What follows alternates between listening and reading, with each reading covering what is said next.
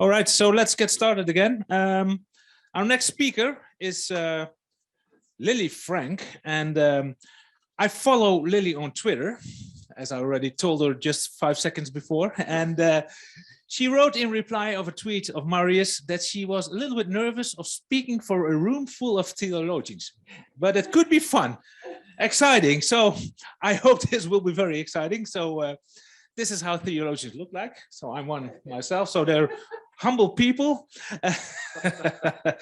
So Lily is an assistant professor of philosophy and ethics at the TU Eindhoven Technical University, and her research focuses on the ethics of technologies that may transform, disrupt, or otherwise change some of most intimate parts of human experience, especially those connected to the body. She's the author of papers on artificial womb, sex and love with robots, and the ethics of AI in dating apps. So that got me hooked. I think that's a very important part of where AI gets, let's say, under our skin and how it shapes our lives in terms of robots, in terms of apps like Tinder, etc. So I'm really looking forward to hear your talk about it's about living with biased robots. So give it up for Lily Frank. Yeah, of course. Thank you so much. I'm very happy to be participating in this workshop. So my talk is, I think, largely speculative, which is a bit hard to avoid when you're doing this kind of ethics of technology, trying to anticipate future ethical dilemmas and disruptions when the landscape is changing, and we might make mistakes in predicting the kinds of robots or the kinds of moral problems that will exist in the future. But I still think that we can move the conversation forward in this way. So I also started started my talk thinking about ancient Greek technology. I was recently in Crete in Greece, and I went to the Museum of Ancient Greek Technology, and one of the artifacts they have there purports to be the first humanoid robot called the Servant of Philon. It's a 3rd century BC device that's able to mix water and wine together and serve it automatically when a cup is placed in its hand. And we're not exactly sure where this was used or what it was used for, but some historians suggest it was used in temples, particularly to kind of give this air of mystery and kind of create awe at the fact that this could be done in a temple setting and show how great the gods truly are. And there are a few other, as Pim mentioned, examples of prototypes of Greek technologies that we can think of as early forms of automation that we find in Hero of Alexandria's work from 60 AD. So there's a dispenser, an automatic dispenser of holy water. So you would be able to put in a coin and then the holy water would be automatically dispensed, which I think is a great idea. And there were also some moving altar pieces that performed really intricate movements. And there were also designs for ways of making the temple doors automatically open and close when someone burned a sacrifice outside of the temple. So then you would be automatically granted access to the temple because you have made the sacrifice. So those were some of the first things that came to mind, and just putting the idea of artificial intelligence, robotics, and perhaps technology more generally and religion together is not obviously a brand new thing. And then a second image came to mind, a photograph I came across fairly recently, or a series of photographs by Hector Rondon Lovera, a Venezuelan photographer who won the Pulitzer Prize in 1963. So he was covering a military rebellion in the city of Puerto Cabello in Venezuela. And this is called, I believe this is called The Padre. And it's a series of photographs in which this priest walked out onto this battlefield where there was active shooting going on to perform the last rites to these dying soldiers. And one of these soldiers dies in his arms, and there were actually bullets whizzing past the priest's head. And when I saw this photograph, thinking about participating in this workshop, I thought, wouldn't that be a great job for a robot or for some kind of a, I mean, you can't see the photographs are better than you can see here because they're a little, there's too much light, but a robot would be completely safe in that context, right? We wouldn't be worried about the robot priest getting shot, and they would still be able to perform this comforting and important ritual for these soldiers. And then, you know, I started to have second thoughts immediately. Would I want that to be a robot that was performing my last rites in that kind of a context? So this is just outline and an approach to my talk. So I'm moving from the question of can AI be, or robots be religious, to should they be religious? So first I'm thinking about AI and robotic aids to religion and spirituality. So more like using AI and robotics as tools to facilitate religious practice or religious behavior. And trying to also consider whether AI and robotics are a special case when it comes to using technology to facilitate religious practice, or are they on a continuum with other cases of integration of technology into our spiritual lives? And so particularly, I'm going to give some examples of behavior change technologies or persuasive technologies that incorporate components of AI. So they're not necessarily AIs in and of themselves, these apps or sensors, of course, but they incorporate elements of AI and techniques in order to change the way we think, the way we behave, to get us to form new habits. And then secondly, I'm going to talk, if I have time, a bit about AI and robotics serving as part of religious practice and community in a more really embodied way. And there, I think we need to think about the moral value of religion and what AI and robotics could contribute to the moral value of religion. So are AI and robotics really different than other kinds of technologies that we already use, or artifacts even that we already use in religious practice? So the incense that helps us focus when we're meditating, or perhaps even serves as a very early form of a meditation timer, right? As the incense burns down, you know that your time for meditating maybe is ending. Or of course, probably a very obvious example of a technology that radically transformed religious practice, the printing press, right? And the creation of the Gutenberg Bible, which eventually led to more people having access to the religious text itself. Nowadays, we are live streaming religious services, especially popular during the pandemic. And we might take an airplane to go on a religious pilgrimage. So these are just obvious examples, but is AI any different? And I don't have a clear answer yet. I think maybe some of the case studies that I present will suggest answers. I'd like to keep the following points in mind, and these are kind of come from my background in ethics of technology. I think that it's important to look at these more perhaps mundane cases, even though AI is the new and exciting thing, because we want to avoid making a false dichotomy between what we might consider a natural sort of way to practice religion and a technologically infused or artificial or unnatural way to practice religion that undermines its meaning in some way just because the technology is involved.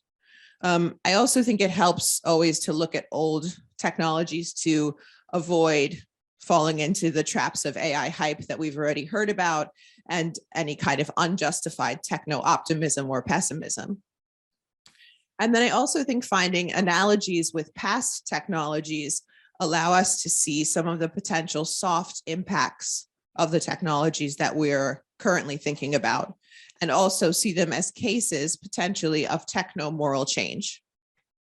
They also allow us to acknowledge the multi-stability of technology. So I'll explain what these concepts are in case you're not already familiar with them, which you very well might be. So Zwalingsviestra's distinction between hard impacts and soft impacts of technology, I find quite useful.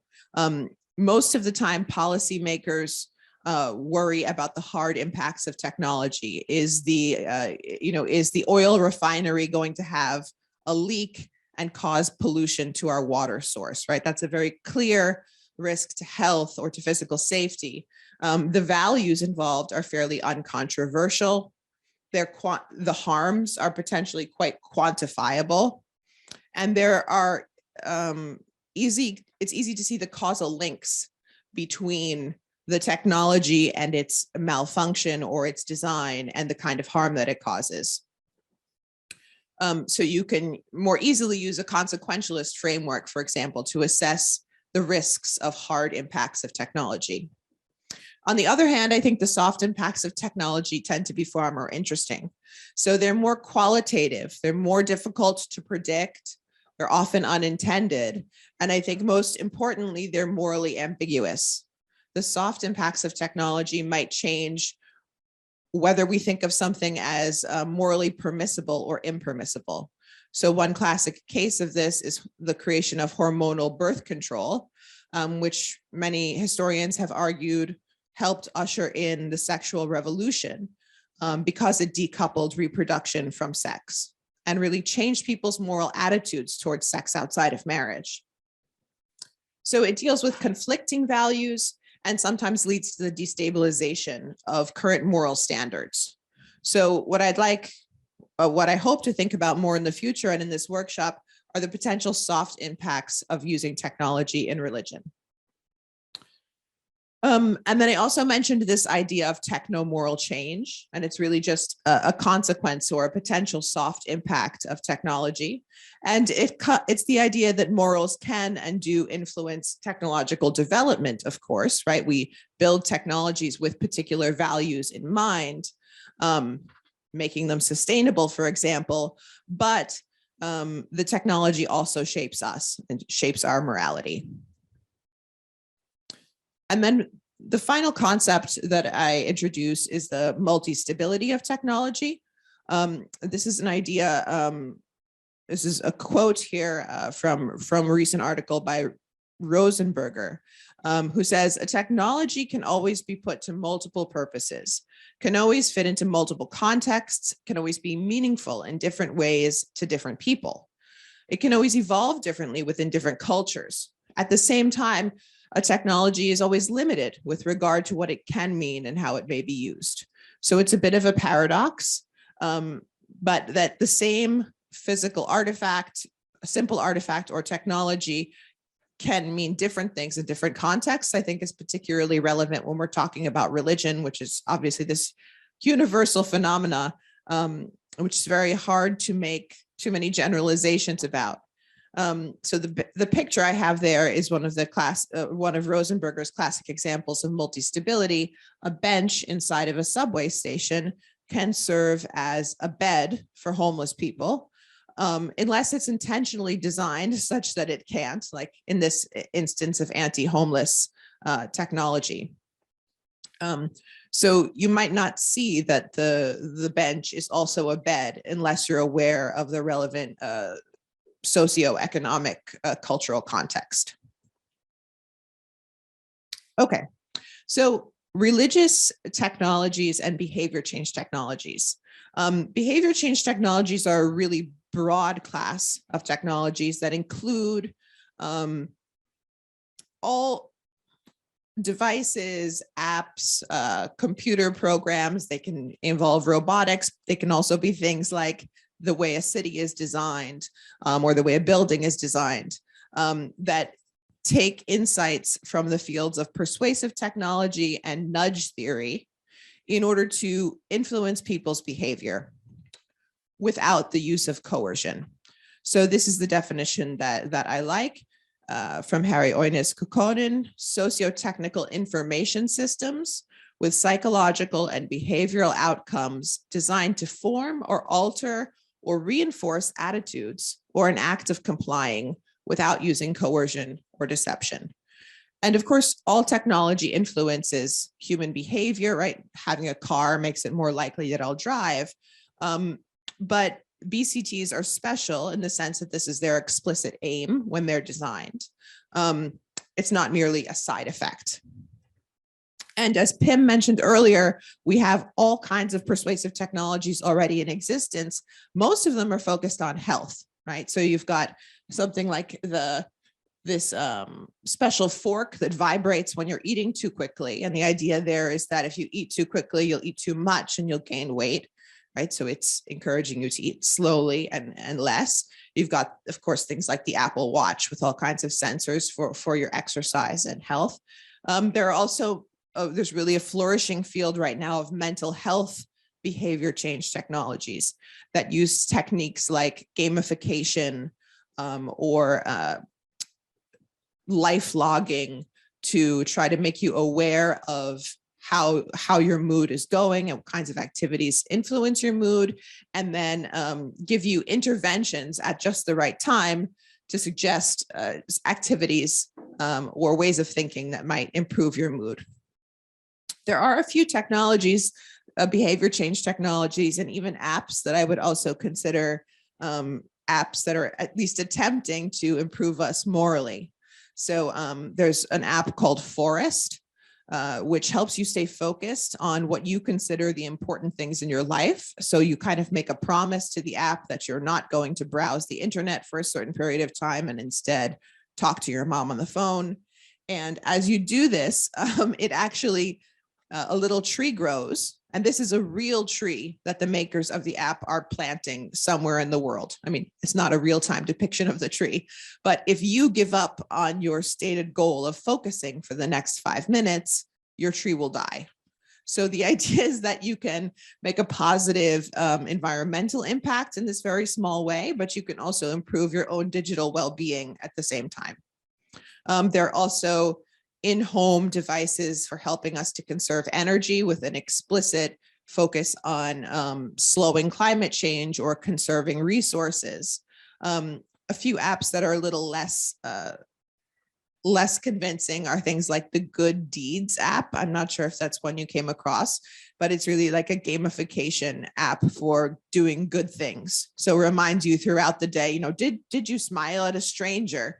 10 points, and you can have a leaderboard in which you compete with your friends or family for who's done the most good deeds of the day. And these are obviously quite crude, right? We need much more sophisticated interventions. There are also what I would classify as behavior change apps in the religious field.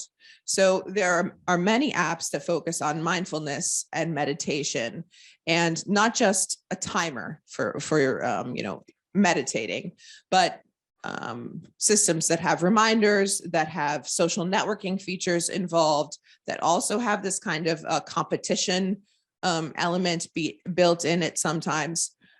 So there are many meditation apps. And the idea with all of these technologies is that we have a significant weakness of will when it comes from everything from our health to whether we meditate or not enough, right? And we need these devices to help keep us on track. There are also chatbots for religious counseling that you can use. It's kind of like, I don't know if you know the Woebot, but Woebot is a chatbot that gives you kind of mental health support. There's one specifically designed for religious people. And then and there are, of course, Christian versions of these. Echo Prayer, we exist to help you pray. So you can manage the different causes you're praying for and be reminded to pray, and log the amount of time that you spend in prayer for various things. And then maybe this is a little controversial, but I would also include religiously exclusive dating sites as a kind of a behavior change technology, because they help you to filter out the pool of humanity through which you're willing to have an encounter with, a date. And there are also, of course, many of these apps. There's JDate, which is for Jewish people, Christian Mingle. Those are two of the most popular ones.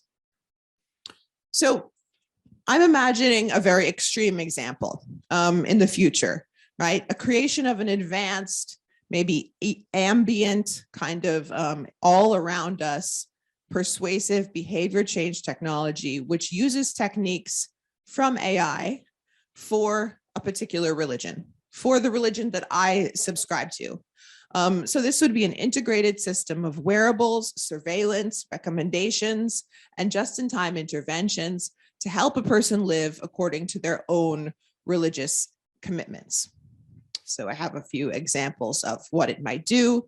It might read everything that you write online and using your phone, and use image recognition to scan your social media, your texts, your browsing history, and recommend ways in which you could be more pious, right? I noticed you've been gossiping a lot lately. Maybe you should instead talk about Jesus, or whatever. But that's a silly example, but you know what I mean. Instead, discuss what you had for dinner last night rather than spreading unkind things.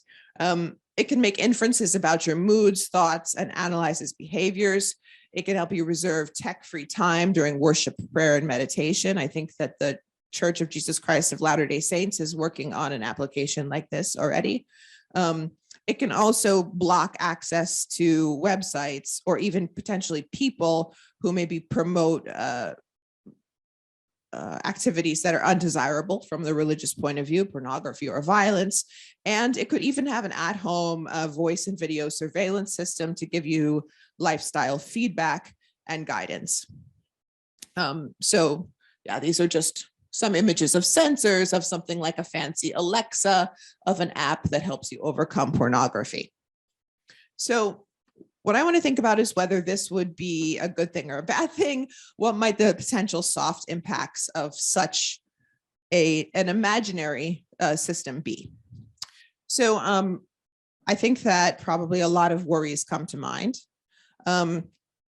First of all, a good thing about it, I would say, this is a soft impact, it does seem to help us overcome our weakness of will. If we are truly committed to acting according to these principles, and all kinds of things like laziness or busyness or biases we have take us in the wrong direction, we will be able to act more consistently with our deeply held convictions if we use this kind of technology. But it may also, or we may consider whether it diminishes the value of these practices and behaviors themselves. Perhaps the effortfulness it takes to follow particular strict moral or religious guidelines, the effort it takes to make that commitment is actually part of the value, part of what shows your devotion to the religion or to the deity or to the community, whatever the case may be. So this is, I think, this is an open question for me. I have similar questions about technologies that improve our moral behavior more generally outside of a religious context, but there are probably additional complications when we're thinking about religion and spirituality. You might also worry that, like in the case, in other cases of automation, we're losing a certain kind of spiritual muscle if we rely on these devices. So just like the fact that I can't find my way around a city without my smartphone anymore. Well, I don't know if I ever could, but maybe I won't be able to stick to my meditation and prayer schedule if I'm not in this kind of all-inclusive environment of technological AI-powered nudges that are collecting information about me and making these personalized recommendations. So I might also lose a capacity for self-reflection, or it may diminish because I'm kind of outsourcing my self-reflection to the technology. You may also worry that it could kind of create a super filter bubble, not just of information, but of behaviors and of what becomes normal, and kind of isolation that can potentially lead to lack of understanding other people's ways of life, other people's kinds of perhaps frailties or even differences in opinion. So it can kind of perhaps make people more rigid, less open to new experiences. And then you may also worry, and this is related, about potential stagnation or lack of progress within the set of religious practices itself. So it's not as if religions, of course, you're the experts, not as if they're static, right? But if if they're programmed to, with a particular set of practices or values, or encouraging certain kinds of thoughts, perhaps this will lead to cementing these thoughts in time and leaving less room for discussion and debate and disagreement about whether these are really the practices we want to continue.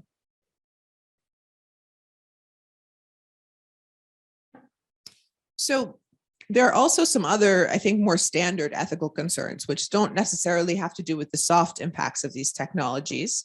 They have more to do with worries you would have about such an invasive behavior change technology in general, even if it was something that was helping you to live your healthiest life. You would worry about risks that you're in fact being manipulated by this system, that it's impossible for you to truly be autonomously consenting to participate in such a system that involves such great insight into your thought processes and your emotions, right? The system in some sense will know you better than you know yourself. And it will certainly know how to get you to do things better than you know how to get yourself to do things. So you might think this is something that it would be impossible to truly give your informed consent to participate in. And we may also worry about, of course, whether the designers of the technology really intend to show full respect for their users. There's also possibilities for deception. So you might think, if I'm using this technology, I've done it all, right? I'm good. I don't need to do anything else. I'm living well. And this really deceives you to the fact that this is a very limited system, right? It has its blind spots and it has its flaws, of course. And then, of course, there are the standard worries about privacy and control of this kind of data. And this will largely have to do with who owns that data and who's implementing this system.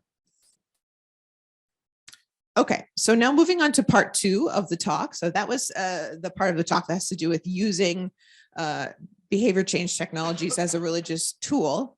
The second part is a little bit more abstract, I think, for me, thinking about AI and robots as part of religious practice and as part of the community. So here I had to consider what the moral value of religion is, because I'm explicitly taking the moral perspective on this. I'm assuming that religion does have moral value, but rejecting the view that religion offers us some kind of exclusive or privileged access to knowledge about moral facts. So I think it's lacking a certain kind of strong epistemological value. I also reject that there's an ontological dependence between moral facts and the precepts of the religion or the commands of God. So I think these are probably two pretty standard positions for an ethicist to take. And so I'm assuming instead that religion is valuable in that it contributes to and supports some core moral values and principles. It has the capacity to foster virtues and to enhance human flourishing. And anthropologists and psychologists, people like Jonathan Haidt, who Pim mentioned earlier, and anthropologist, I can't remember his last name right now, Curry is his last name, have worked on moral foundations. So Haidt has worked on moral foundations theory, and Curry has worked on the theory of morality as cooperation. What they're both trying to do is find out what the fundamental core building blocks of morality are that we share cross-culturally and that we've pretty much shared over long periods of time. And they both argue in their work that religion is in almost every culture very closely entwined with how we understand each one of these moral foundations or these components of morality as cooperation. For example, Jonathan Haidt argues that respect for authority is one of our universal human moral foundations. So it involves showing respect for tradition and legitimate authority, And a violation of this would be showing disrespect for traditions and legitimate authority. And he thinks that this is something that some religions put into practice, embody. On the morality as cooperation case, and I see this is too small for you to read, but I can share the slides later if you're interested, or the references. We have concerns like, let's see, like worries about division, fairness, equity, and compromise. So that has to do with values about meeting in the middle, about negotiating, about learning to live together in communities. Okay. So these were some of the things that my fairly naive ethicist mind came up with as moral values of religion that could potentially intersect with what an AI or a robot could do in a religious community. So religion provides guidance on how to be moral, although I would say not strict information on what the right thing to do is, through its use of specific cases, storytelling, art, myth-making, and conversations and debate. It also provides a source of moral motivation for many people. So in a way, religion itself is a behavior change technology. If we have a very good reason to be, to follow certain kinds of moral rules, a very good reason for that might be that we will get really bad punishment in the afterlife if we don't follow those moral rules. So I would say that that provides a very strong source of moral motivation, which could be valuable. Also, I see it as a huge source of love, care, and comfort.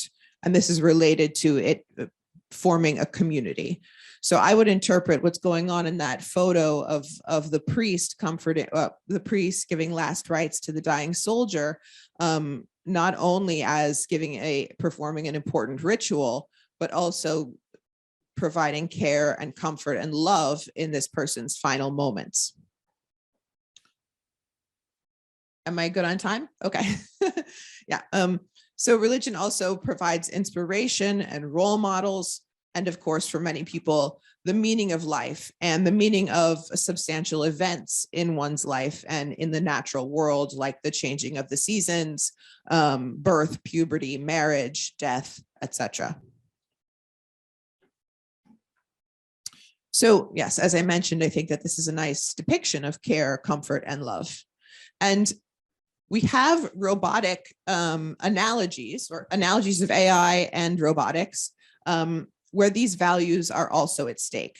So there's a lot of research on care robots, especially care robots in healthcare and care robots as social companions for the elderly, also care robots that, for example, help to educate autistic children. So that's the picture of Casper there on the bottom, a robot who helps teach autistic children about certain kinds of forms of social interaction, and his very minimal facial structure and expressions are one of the things that makes him a helpful tool. Of course, you see probably familiar Paro the seal with an elderly person hanging out with him. There's a lot of research on Paro that people get an incredible amount of comfort and joy from interacting with this seal, even though they know it's a robot, they know it's a toy in a sense, not obviously a real seal. So since there's a substantial literature on these kinds of care, comfort, and love technologies, I wanted to think, or just to raise the questions about whether the same worries would apply if we were using robots in religion to function in a similar kind of way. So one prominent argument is that using technology in this way is simply the wrong solution to the problem. We have a shortage of care workers, or we have a shortage of educators. And so we're simply coming up with a technological solution when this is really more of a social problem that has to do with broader issues of people having to work or being isolated from their families. There are also here, there's a very strong line of argument that use of these robots, especially with the elderly, and especially in cases where people have diminishing or diminished cognitive capacities, involves unjustifiable deception. That giving someone a care robot that they really think cares about them in return is immoral and fails to show respect for this person as an autonomous individual, despite whatever cognitive limitations they might have. Another big worry is that the use of these technologies crowds out or displaces human contact. So it might be that if I know that my granny lives with the robot, I don't have to go there every weekend and see her, right? I know the robot's taking care of it, or something like that. And that assumes, of course, that the human interaction is fundamentally more valuable than the care and comfort that a person can get, even with a very sophisticated, and these are not very sophisticated, but even with a sophisticated social robot. And then finally, caregiving, according to Shannon Valor, also as an act in itself, trains us in certain kinds of virtues. And so as caregivers, we're harmed when we replace ourselves with technologies in many cases, not in all cases, but we develop certain kinds of attitudes and sensitivities and dispositions to react in particular ways when we give care. And we're hurting ourselves morally when we don't give ourselves a chance to participate in that. Another instance in which robots are seen as providing care, comfort, and love is in the field of love and sex robots. And this is something that I've done a little bit of work on. And there are many critiques there, but I think that the two that are probably most relevant in this case, in the religious case, first has to do with the fact that the technologies as they are now, which are very simple, really more like fancy dolls than robots or anything with artificial intelligence. But the worry is that they're unable to meet human beings' emotional needs. And so people think that they're in a loving relationship, but really they're experiencing something that's quite impoverished.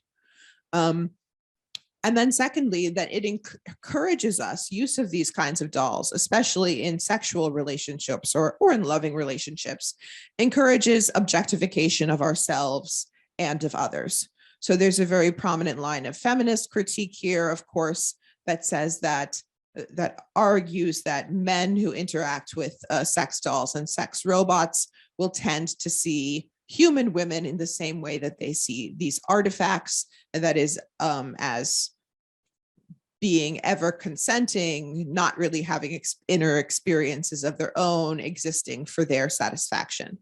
However, there are a lot of, at least there's a lot of anecdotal evidence that people who see themselves as in relationships with these love dolls actually do seem to have their emotional needs yet met, at least by their own accounts, and actually can be quite respectful towards these artifacts and towards the dolls. So we don't have any evidence as of yet that this kind of use spills over into objectifying other people. The idea that it leads you to objectify yourself, I think, is a bit more difficult to measure. I'm not sure. And then my final case has to do with the moral value of community and the moral value of role modeling in religion. And here I don't have necessarily analogous cases from other types of robotics, but there are 3 different robots, which maybe some of you are familiar with, which I have depicted here. So Santo is the orange, let's see, which one is he? Santo is the one that's kind of glowing in purple. Yeah, sorry. Right, the sanctified theomorphic operator, who was designed by Gabriele Trovato to support the elderly in their loneliness. So the idea is that it will answer your questions with Bible references. For example, it can, if you say, I'm feeling lonely, and it can tell you something about how God is always with you, or, you know, if you're worrying about the future, it can tell you that that will be taken care of, et cetera, with specific Bible verses. The second robot is the robot Monk. That's Xianier, and he lives in China. He was developed by a team of monks in conjunction with AI experts from Beijing. He's pretty simplistic at this point. He can follow human instructions to move around. He can read scriptures, and he can play Buddhist music. He also has a decent chatbot kind of a function where he can answer people's questions about their emotional and spiritual issues with Buddhist wisdom. And the idea there is he was invented in part to try to reignite people's interest in Buddhism in China. And then finally, Mindar on the bottom is a gender neutral robot, which is also in Japan, a collaboration with a temple and Osaka University. So this is a large android that's modeled after a type of a bodhisattva in Japanese Buddhism, Buddhist legend, and exists in a temple in Japan. Right now, all it can do is recite a particular set of verses. But in the future, they're hoping to invest much more money in it so that it has a larger variety of functionings, including a chat function and I believe a movement function as well. Okay, so these are some, perhaps they're a bit silly, but they're something that can get our imagination going to think about the future of robot members of our religious communities and robot role models within our religious communities. Thankfully, they'll be free of our moral frailties. So the robotic priest is, you know, unlikely to abuse children. On the other hand, these entities are free of human frailties, right? So this seems to kind of undermine the solidarity that we could have, or the feeling of compassion and connectedness that we can have with a religious leader or a role model who is like us, in the sense that they also are tempted to be bad, they have doubts, they will also die and get sick and get angry and all those kinds of things. So I have the question about whether this is a liberating possibility or whether this is a terrifying and kind of dehumanizing one.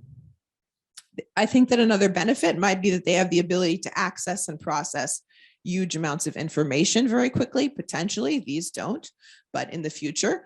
And thus they could model best practices for us in very specific situations. So they could have a really big catalog of ways to handle certain kinds of dilemmas within the religious practice or within your ethical life, and perhaps dispense advice with a much greater body of knowledge.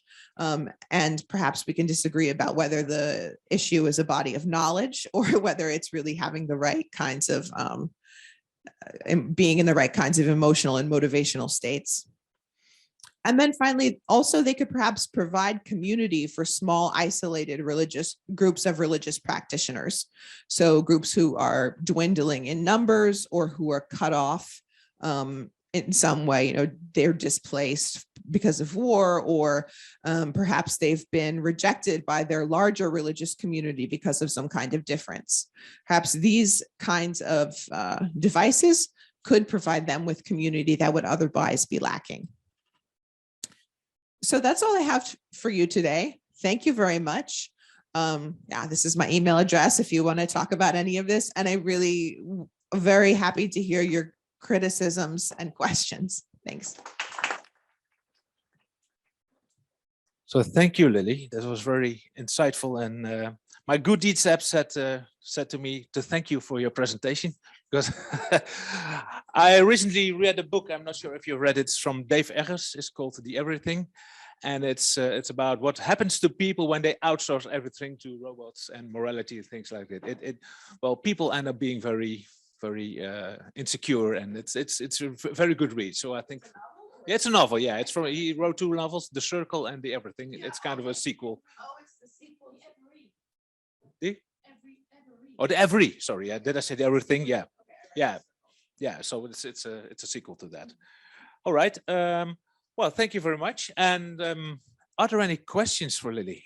Yeah, see there. So let's start with you.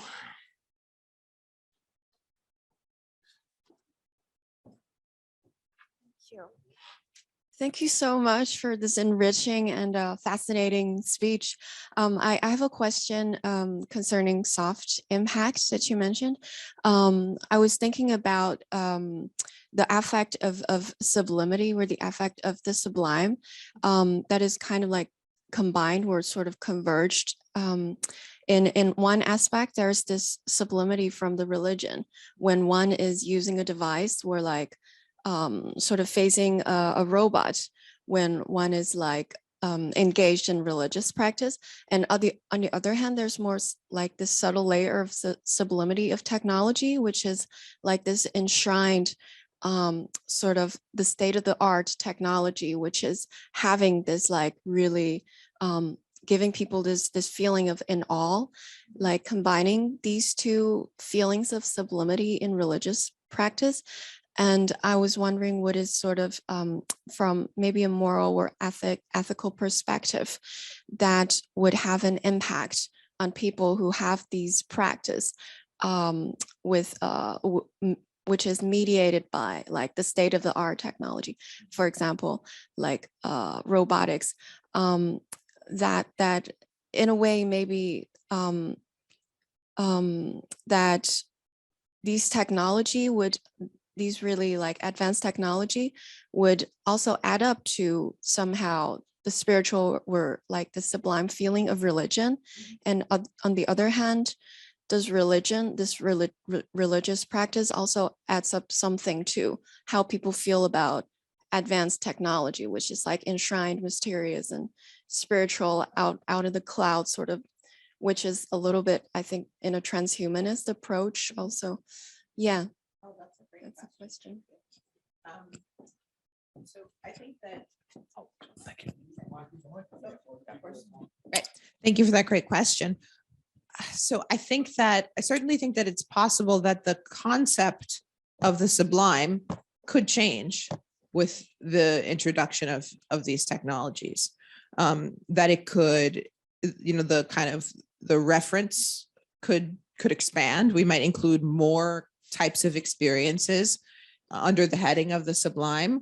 But we may also find that the kind of sublime that we experienced before, through being in a state of religious ecstasy, just doesn't cut it anymore when compared to certain things that could be induced by interacting with the technology. And so then you would have that kind of a transformation of the concept. And I'm not sure if that would be a good thing or a bad thing, right? It would be hard because once we're in that state where things have already changed and our concept has changed, most people won't look back and say, oh, big mistake, the old version of the sublime was the right one. So yeah, I'm not even sure how to answer it. It's really hard, but maybe you have an idea about it. No.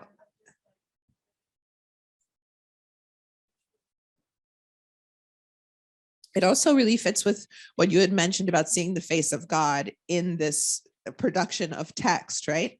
I was quite puzzled by that one, but I can imagine other kinds of technologies that can create that kind of an experience or that feeling. And I think we should worry about it if it's displacing something else that's valuable, that we want to hold on to. We want to be conservative about certain kinds of values. But perhaps this is not one of them. I'm not sure. Okay. Next one is Pim. Yeah, this was not my original question, but just as a quick follow-up, I was once involved in a course for a couple of years on neuroscience and religion, or actually the neuroscience of religion. Mm-hmm. And so one of the theories that was discussed is that certain brain activity patterns are correlated with a religious experience. Yeah. And so one of the questions was about the God helmet. which is basically a non-invasive brain stimulation technique that activates those brain areas in order to stimulate or create actually religious experiences that are being experienced then, according to the theory, I'm just pronouncing it, as genuine by the persons involved. Yet from maybe an authenticity perspective, you would call that fake. Or at least not related to any intrinsic emotions or experiences felt. It's just artificially stimulated from the outside. That would be a very interesting topic to pursue further. But I had a question about something else, and that's what you already mentioned, the difference between, let's say, genuine habit creation, as in virtue ethics, and outsourcing. And I think your presentation was great in giving an oversight of so many work that is done, and I should take that into account a little bit more, I think, than I did in my presentation.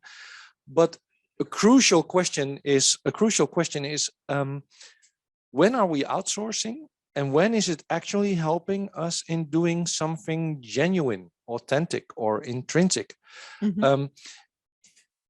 And in that sense, of course, it's different from stimulating people to click on an ad, because that's all in the behavior.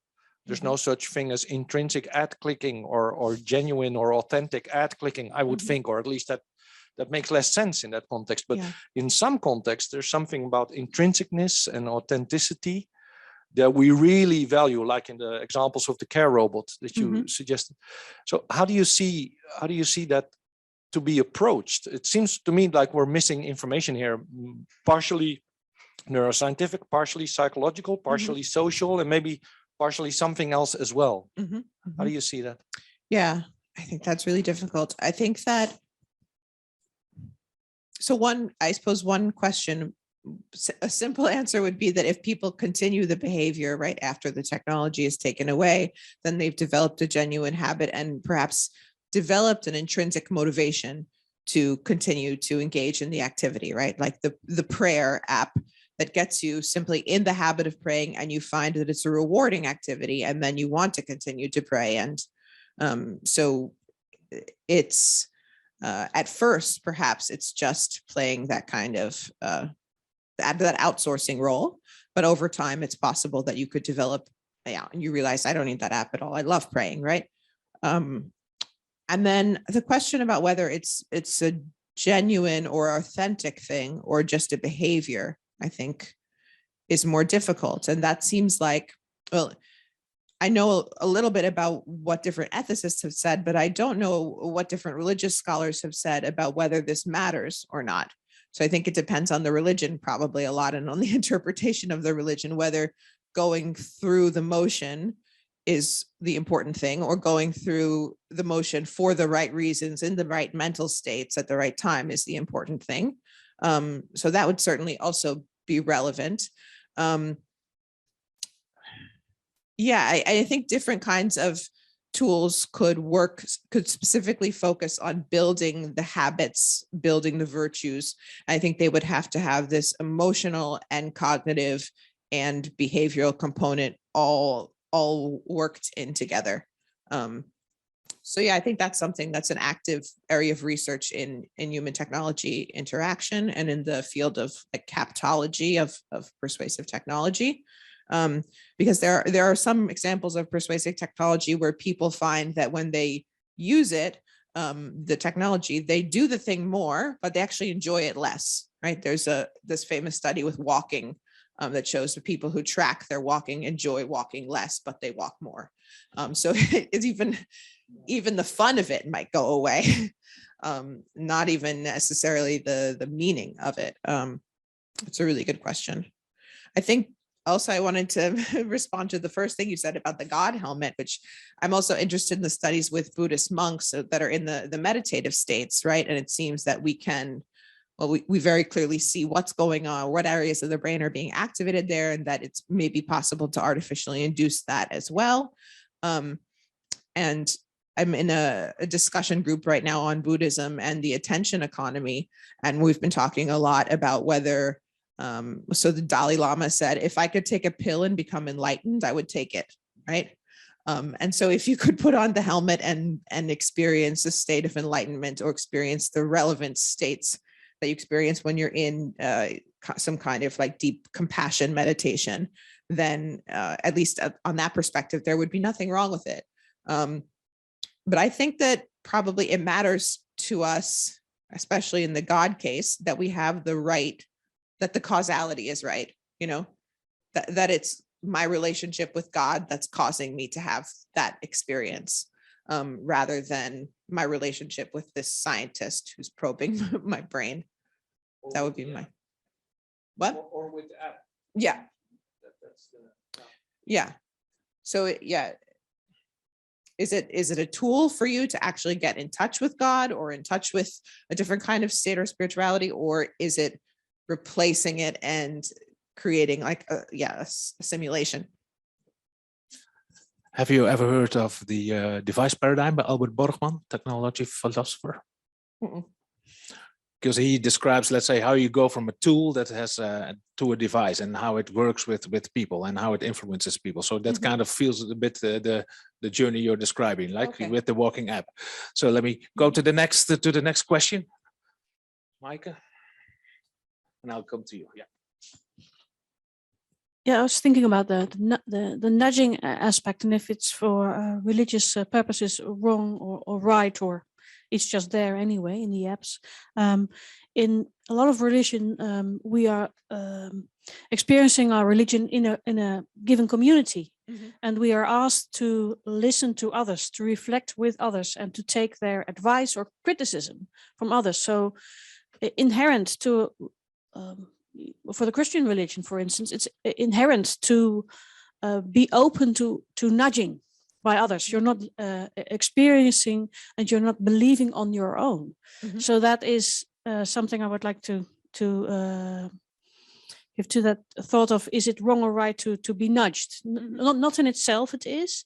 The question is, should it be a human nudge or a tool nudge? That's a good question. Yeah.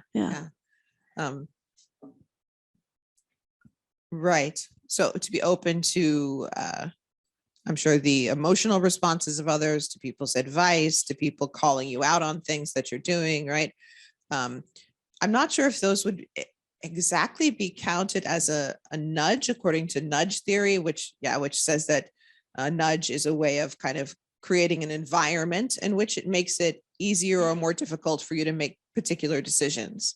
But creating social pressure and surveillance by your peers is changing the environment, right? If you know your fellow Christians are observing and are going to tell you what they think about it, and hopefully in a nice way, then that is a form of behavior change that we influence, that we enact on each other, for sure.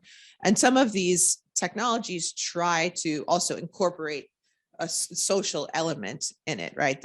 There's a social networking. There's like, you can ask your peers for, are you going through the same thing that I'm dealing with? Well, what can you say about it? Or, post your question of interpretation of a particular text or something like that. I think that's an excellent point.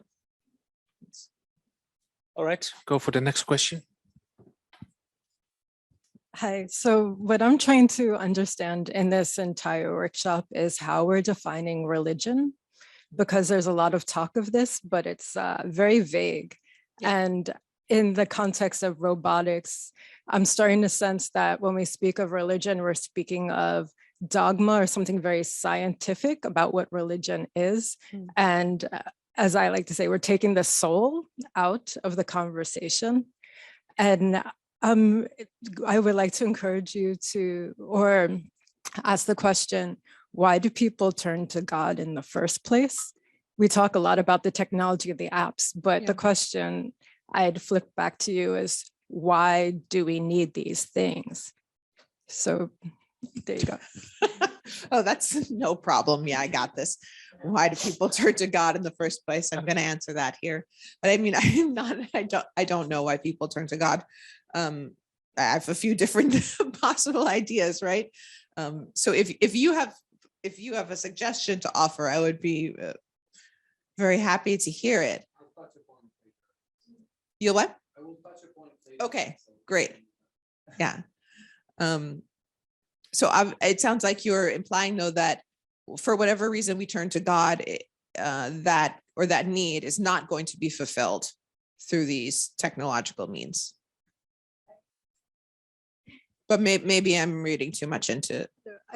I think what struck me was the app about when to pray, to encourage people to pray. And then I was thinking, well, a lot of people pray because they're in distress or they need comfort, all of these things. So having an app tell you when to pray in a way is buying into the idea that religion is rules and dogma. And if you just do enough of a certain thing, you can feel better. So I'm trying to figure out what some of these technologies, what spiritual void it's trying to fill, and if it's creating a misrepresentation of what it is to be a human and to have a quote unquote spiritual experience in the daily life. Yeah. It's like going through the motions is not the experience. So in a way, we're duplicating the same problem as we had with robots in the first place. Like there's no one home.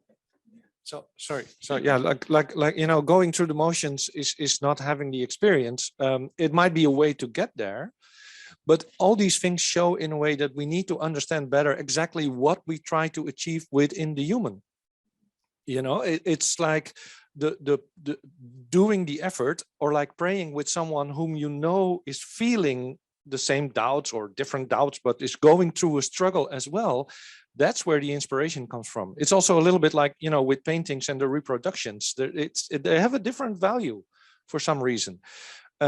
So sometimes Jerry Fodor once spoke about artificial intelligence as too much programming too soon. and sometimes I feel that in these kind of domains, we have the same issue, that we're applying technology, but we don't even understand what it is we try to achieve with it within human beings, because we don't understand those processes, whether it's sentience, consciousness, religion. You know, what is it about the experience that makes it worthwhile? We don't answer, but we do have the tools already that try to install it or instill it in a person. And that seems to be the sort of wrong approach to me. We need to understand better what it is that we're trying to achieve and how that could be achieved via moral crutches or something. There's just research missing here. Yeah. Maybe, yeah, I don't know, but. Right. Oh, yeah.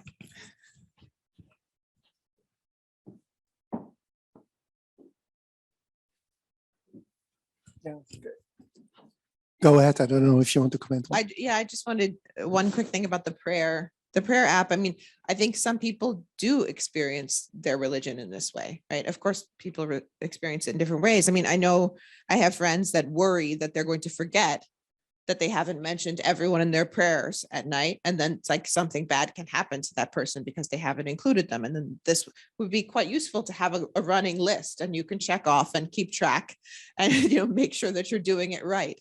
Which, yeah, maybe that's a bit like following the letter of the law too closely. But I think there are people that would find that meaningful. Sorry. Yeah. You said like earlier on, like I don't have a theology background as well, but you asked like, oh, you know, like from a theological perspective, do people look at like kind of ritual work, even if it's, let's say, you know, doesn't matter who's doing the ritual or things like that. So there's this principle of ex opere operator. So that's kind of a Thomas of Aquino already wrote about that, like about that very, very question of, can a ritual work, does it matter, you know, like is it who actually does the ritual and things like that. So I think that's an interesting link. It might be an interesting link, but I leave that to the theology people here in the room. The other thing is, I loved your kind of this initial speculative example, because on purpose, of course, you define it in a bit of a narrow way, just to incite thinking about it. Do we want it? Don't we want it? But there are more open ways to design these systems. So there's this quote from Picasso who said, like, I don't know the exact literal quote, but something like, computers are stupid, they only give you answers, right? So some of these apps are more designed, or these applications are more designed to be more open-ended. So there's a Jewish app which it will give you more like challenges, struggles. So not an answer or not something very kind of definite, but it more gives you a challenge that you have to struggle and go through, and it will give you one every day or whatever, every week in a particular holiday period. Or Sianur, the little cute manga robot, actually started off as a comic, but I can only understand when I read about it what's posted online. But what the monk said from the monastery, he said, like, okay, maybe it sounds very kind of superficial if it's just saying some pre-programmed stuff, but that's how we roll in Buddhism. We don't give you answers. We give you some very general statements, short one sentence things, and it's up to you to think about it. What does it all mean for me? Or, how do I find the way? Or, these systems could be designed in a more open way, where it's not so much about the system and the system being right, but more about your personal struggle or your personal interpretation of what's being said. Like, do you see that as well? Is that? Yeah, I definitely, I like that a lot. I think that I was presenting the very prescriptive one. But I think that would be really nice. I think it would be nice to develop kind of like techno-moral scenarios with both of those types of things fully fleshed out, and think about what kinds of intuitions they generate about whether we would want to live in to live with those technologies as well in a more all-encompassing way. Yeah, I like that. All right, time for the last question, because it's already almost 12 o'clock. Is there anyone who wants to? Yeah, Marius. Then you're off the hook. Yeah. Oh. Well, thank you for the inspiring lecture. I teach systematic theology, and a lot of this is pretty new for me. I have a question about what you said about the relationship between religion and morals. And if I got you right, you said that religion does not give exclusive access to moral values. Yeah. I can go along with that, but there are also certain exclusively religious morals that have to do with the topic. Say that idolatry is forbidden. That's not a general moral value. Yeah. And if religion is not the source of the moral values, then maybe that's a meta question. What is the source of these moral values if it's not religion? Yeah, you're right. I hadn't thought about the particular. Right. I don't know if I would call them moral values then, like avoiding idolatry, but I would call them religious values. They're different kinds of values. But I would say that I'm a moral realist. That's my meta-ethical position. So I think that moral facts exist as part of the natural world. I think they supervene on the natural scientific kinds of properties of things, like, the way our bodies work and our psychological states, and all the way down.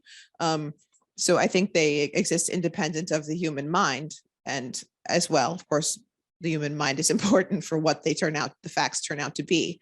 But I just don't think that it's religion that gives us that information. I think it's philosophical inquiry, a bunch of other roots to it, but using some kind of reflective equilibrium, having community discussions, maybe the same kinds of methods that are used in religious debates as well. So it's not a discussion. The question of the religious values, if you call them that way, can make the whole ethical issue more complicated, I think. How so? Yeah. Well,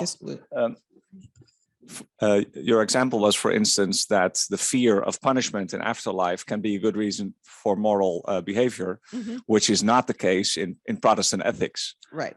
So that's just one example, but another might be,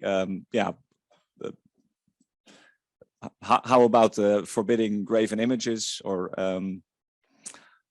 icons in certain religious traditions? How does that relate to the whole issue? So it's just something extra that would, I think, make the whole discussion more complicated if you would include religious values as you call them. I agree.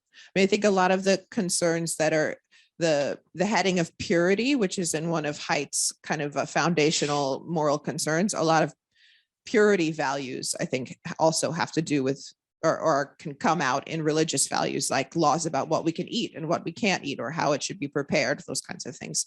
That's also important to take into consideration. Thanks. All right. We still have room for one final question. Of course, I told him to say that because I had the pressing question and I'm using organizer privileges here. I'm just curious. I mean, I invite you to speculate wildly on this, but I'm curious about what you think about the moral responsibility behind creating artificial minds, if that were possible. So Pim already told us that we're nowhere near that, but were we to create robots that are religious in this sense of having this drive for something that is eccentric to them, like we think we are, which is both fulfilling in a sense, because you can have a whole lifetime of pursuing that and that fulfills you, but then it's also a bit disappointing because you never reach the end point. So you, if you think about in the Steven Spielberg AI movie where that child was just programmed to love his mother, and that was ultimately that was painful to watch. If we think about robots that become religious in that way, how do you think about moral responsibility in creating such a damned creature in a way, but also beautiful creature on the other hand? Yeah, that's a great question. I've also thought about this when it comes to the possibility of creating a robot that could be in a mutually loving relationship, because I think it might be prerequisite to be able to love, to also be able to suffer in very profound ways, right? To suffer the potential loss of that love. And there's a similar, kind of tragic, it's just tragic source of meaning that spirituality could provide. I think, my first thought is that it might be wrong to create additional new forms of sentient beings that we know are going to suffer in this way, to program them to be able to suffer. Now we have children, right? And that's kind of like creating another being that's definitely going to suffer. So I'm not sure if that also might mean that we're not justified there. But I would think that it would be, we would have a serious moral responsibility to take into account its potential suffering. All right, so we are going to wrap up now. I have two thoughts, what I'd like to leave you with, and then I'll do a Steve Jobs with one more thing, and I'll pass the mic back to Marius. Well, first of all, somebody told once, will artificial intelligence make up for human stupidity? Well, I'm not sure if we're there yet, but probably we'll get there. And also what surprised me today is when we look into the future of artificial intelligence, where we will end, very much depends on where you start. It starts from your human point of view, the way you look at life, your ontological framework. And I think that really defines, let's say, how you look at spirituality, what religion is, what theology to you means is there room for the transcendent, or do you need to explain everything? Can we use technology to mediate this? Can a prayer app help us in practices? Do repeating practices help us into this state of transcendence? All very good questions, and I'm really looking forward to this afternoon to explore that further. So here's one more thing, and that's to you, Marcus. Thank you. I first want to thank Lily, because I know last night she was trapped on an European airport in a snowstorm, so she still made it here. So thank you for it. I want to thank Jack again, because he did a formidable job moderating this session. What I forgot to say when I presented him is that if you like his performance and his energy and his wit and his insightfulness, he's also a speaker and a trainer for in terms of AI and ethics. He has his own company, a very well entitled Studio Pulpit. so there you go, the AI theologian. So book him if you like the work he does. We will end this session here, take a 2-hour break. We will reconvene right before 2. We want to lock this room for the people who aren't here in the morning, because there's some equipment, and so we will you have time to get to grab a coffee or anything, but in 5-10 minutes we lock the room and we come back in 2 hours. Thank you.